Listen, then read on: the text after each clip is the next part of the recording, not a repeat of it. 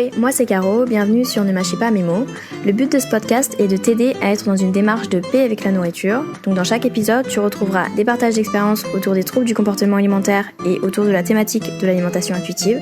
J'ai donc invité plusieurs personnes avec qui j'ai discuté un petit peu avant et ici on rentre un peu plus en détail sur les thèmes abordés. Donc j'espère que tu prendras plaisir à nous écouter. Je te souhaite du coup une très bonne écoute. Aujourd'hui, on est avec Elisa, Elisa.Vandois sur Instagram, qui est là pour nous faire part de son parcours et de son expérience vis-à-vis de son rapport à la nourriture. Donc, je te laisse te présenter, du coup, Elisa.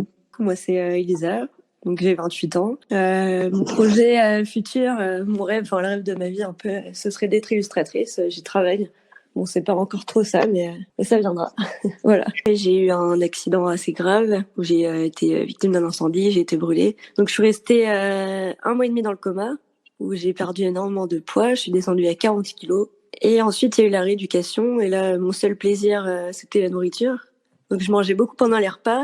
Il me donnait aussi des espèces de briques de protéines là, au chocolat. Ça faisait pas mal grossir aussi. Et je me vengeais sur les sneakers, les Bounty, les chips, le coca. Je buvais que du coca devant mes séries. Et du coup, j'ai pris, je sais plus combien j'avais dit. Je suis passée de 40 à 63 kilos, voilà, en 1 an et demi, 2 ans. Après, c'est rentré dans l'ordre.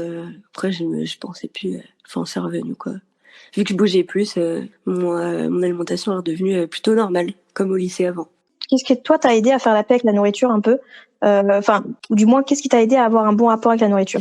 Déjà que ça aille mieux dans ma vie. Je pense que ça y a joué beaucoup quand j'ai commencé à aller mieux au niveau de l'esprit. Manger, c'était plus devenu que mon seul plaisir. Donc j'ai commencé à manger un peu quand même moins, mais naturellement, sans me forcer. Et puis voilà, après, j'ai recommencé comme avant à manger de tout et d'apprécier tout, quoi. Pas seulement les choses qui allaient me donner du plaisir tout de suite dès la première bouchée, comme le sucre. J'ai appris à trouver du plaisir dans d'autres goûts plus subtils et plus variés. Et je pense que c'est ça qui m'a aidé à avoir une alimentation un peu plus saine, naturellement. Par rapport au rapport que tu entretiens avec ton corps, tu m'as dit qu'il n'a pas toujours été cool. Est-ce que tu peux en revenir un peu dessus? Bah oui, voilà, au collège, je voulais absolument être très très maigre. C'est comme ça que je me trouvais jolie. Bon, je sais pas pourquoi, peut-être à cause de la société. À l'époque, c'était beaucoup les mannequins très très maigres. Je crois que même les pop stars, tout ça, j'étais assez maigre, hein, donc je voulais absolument ressembler à ça. Et puis après, forcément, j'ai eu mon accident, donc j'ai dû accepter mon corps. Finalement, qui avait un peu grossi aussi, hein, parce que j'avais jamais fait 63 kilos de ma vie. Donc il y avait ça, plus les brûlures. Donc finalement, ça m'avait un peu gênée, je pense, à l'époque. Plus mes brûlures, donc c'était très compliqué. Voilà, j'ai plus du tout mon corps. Hein. Et puis petit à petit, j'ai accepté mes cicatrices, et puis j'ai fini par accepter mon corps aussi. Et même mes petits seins, parce qu'au collège, je trouvais que j'étais extrêmement plate. Bon, en même temps, j'étais maigre, mais en grossissant, ils n'avaient pas grossi non plus. Et donc même quand j'ai accepté mes cicatrices, je voulais encore me faire refaire les seins pour qu'ils soient plus gros. Et puis je mettais des push-ups énormes avec des rembourrages de 5 cm à chaque fois. Et puis petit à petit, je me suis dit que je supportais plus ces soutifs qui m'étouffaient. Et je les ai laissés tomber. Et maintenant, je mets même plus de soutifs du tout. Je suis toute plate et je m'en fiche. Ouais. Je suis à l'aise et j'adore. Et d'où ça venait le fait de vouloir faire des dessins plus gros? Encore des modèles, voilà, de la télé. Et puis aussi des critiques, hein, parce qu'au collège, c'était espèce de limande. Alors je dis, c'est quoi une limande? Ça doit être mignon. Je regarde le soir sur Internet, d'accord, c'est un poisson plat, quoi. Et tu le prenais comment, les critiques comme ça? Tu le prenais mal quand même? Oui, les critiques... C'était compliqué à gérer. Ouais. Et du coup, tu disais que maintenant tu t'en fiches. Comment t'as eu cette prise de conscience de ton corps, du fait que, de te dire, ouais, ton corps il est comme ça, tu pas envie de le changer, flemme de remettre des push-ups, etc. Qu'est-ce qui t'a fait aller vers cette pensée-là? Je pense que c'est soit le fait de vieillir. Je pense que plus tu vieillis, plus tu t'en fous en fait de ton image. Je pense que voilà, tu finis par vraiment arrêter les futilités. Et il y a aussi, je pense, mon accident qui a beaucoup joué. Par exemple, avant mon accident, j'étais une fille plutôt jolie, hein, franchement, et je me trouvais extrêmement moche. Et je me détestais. D'ailleurs, quand j'ai eu mon accident, je me suis dit c'est une punition divine. Comme si Dieu avait dit je te punis, tu vas voir ce que c'est que d'être moche pour de vrai. Enfin, n'importe quoi, mais voilà, il nous passe des choses dans la tête quand il nous arrive ça. Et, bien sûr. Et du coup, le travail que j'ai fait pour accepter mon nouveau visage, déjà, parce que j'ai plus du tout le même visage qu'avant, mes cicatrices, mes mains, Et ça finit par déteindre sur mon corps tout entier. Et je me suis dit que si j'arrivais à trouver mes cicatrices jolies, pourquoi mon corps ne serait pas joli en entier? Et du coup, maintenant, je le trouve bien. D'accord, donc c'est vraiment dans ta tête, en fait. Ça s'est fait tout seul. C'est un cheminement qui a été un peu long, mais quand même, que t'as fait seul, de te dire de plus aimer, en fait, vraiment ton corps comme il est. Voilà, ça a mis assez longtemps, des années, mais je pense que j'ai plutôt réussi maintenant. Comment tu te sens quand tu te regardes maintenant dans le miroir? Je me sens bien, et puis depuis que j'ai fait mes tatouages, je me sens même stylée. Donc le corps est nickel. J'ai encore du mal avec mon visage des fois, et les mains surtout.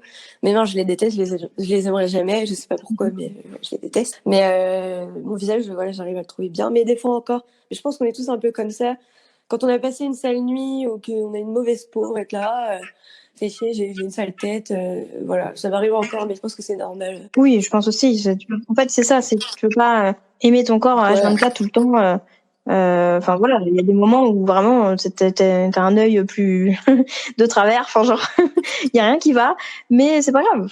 Aujourd'hui ça va pas trop, mais demain ça ira mieux peut-être. Et puis voilà. Mais il faut se dire que c'est comme ça, la vie elle est un peu voilà, différente chaque jour, quoi.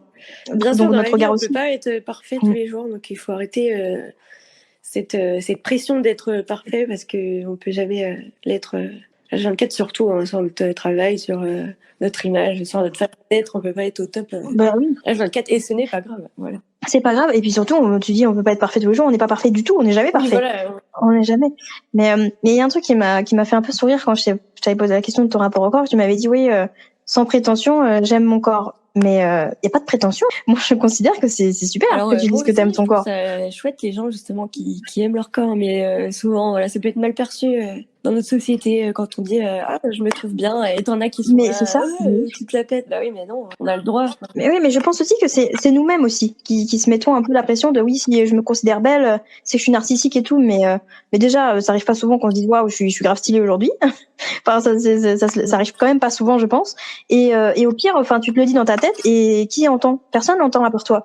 Donc je veux dire, c'est quoi le problème de dire bon bah j'aime mon corps aujourd'hui, et je l'aimerais peut-être encore demain, peut-être que le surlendemain il y aura un truc qui va pas aller, je vais un petit peu moins l'aimer. Mais en fait c'est vrai que déjà il y a ça, et puis le fait de le dire à quelqu'un, oui moi aujourd'hui j'aime mon corps, on a peut-être ce petit comment dire, cette petite appréhension de dire putain, la personne elle va dire que je me kiffe, que je suis hyper arrogante et tout. Tu vois, on a toujours ces petits a priori, alors que moi j'ai entendu ça, j'étais là en mode non, là, mais c'est trop cool en fait, c'est trop cool que tu aimes ton corps, et parce que t'es la seule qui le voit au quotidien, qui le chérit, on va dire, et donc si tu l'aimes, ça veut dire que du coup tu entre guillemets tu en prends soin sous toutes les formes en fait possibles, que ce soit l'alimentation, le sommeil, enfin que tu en fait il fait partie de toi, donc si tu l'aimes c'est que tu t'aimes toi, donc il y a pas de problème, il y a pas de prétention à s'aimer en fait. Mais tout simplement. C'est ça qui est très paradoxal en fait avec moi, c'est que j'en ai parlé à ma psychologue. Et elle a trouvé ça vraiment à l'inverse des gens d'habitude. J'ai dit moi voilà, mon image maintenant je l'accepte, je me trouve même jolie, j'aime mon corps, voilà, je suis très bien avec mon corps. Mais par contre voilà, quand tu dis ça veut dire que tu t'aimes, eh bien non, je ne m'aime pas. Je n'aime pas mon moi intérieur. Je me trouve voilà, c'est mon moi intérieur que j'ai du mal à aimer. Et c'est ça qu'on travaille avec ma psychologue, voilà. Et elle dit c'est quand même incroyable que vu ce qui vous est arrivé, vous arrivez à accepter voilà vos cicatrices, et que vous n'aimez pas votre vous intérieur qui est là depuis toujours, en fait. Voilà, on va travailler ça. Donc c'est paradoxal. Tu viens d'écouter des extraits du témoignage de mon invité. Si tu souhaites accéder à l'épisode en entier, je te mets en barre d'infos des liens où tu peux le retrouver. Merci à toi d'avoir écouté ce podcast, j'espère qu'il t'aura plu. Si tu as des questions, n'hésite pas à les mettre en commentaire si tu veux les partager, ou à me contacter en privé sur mes différents réseaux sociaux en barre d'infos. Si tu es sur YouTube, n'hésite pas à aimer et à partager si tu as apprécié. Également, si tu as des TCA et que tu es en voie de guérison, ou que tu as eu des TCA et que tu en es guéri, n'hésite pas à me contacter si tu souhaites partager ton expérience ici également. Muito obrigada et à te logo.